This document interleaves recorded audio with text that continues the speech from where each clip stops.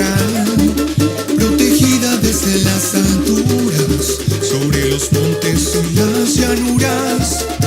Los dioses no dejan de vigilar toda una cultura ancestral, protegida desde las alturas, sobre los montes y las llanuras.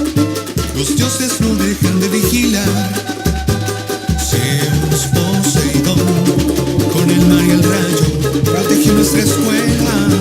Su poder devela este ritmo guerrero, transformado en canción. Y cuando ruge mi tambor, ya no hay quien pueda al sol llegar, el laberinto descifrar, la mirada petrificará. Sobre el monte rige nuestra historia, castigando todo lo blasfemo, siguiendo nuestras obras y vigilando todo lo que hacemos. En el viaje desde Atenas hasta Troya y todo cuanto conocemos, el mito es el que guiará la verdad para nuestros pueblos. Hades es el dueño de los misterios del Averno, que custodiado por Cerbero está. Y si quieres llegar más allá, algún héroe tienes que invocar.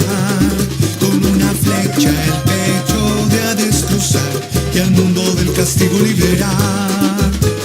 Cada cierto tiempo nace un héroe, su destino es acabar con todo el mal que ha de encontrar.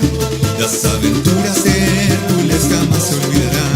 En las fauces de la hidra la muerte pudo esquivar y así lograr reescribir la historia. La antigua Grecia quedará en nuestra memoria.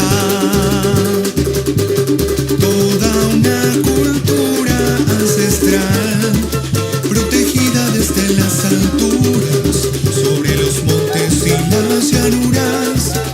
Los dioses no dejan de vigilar.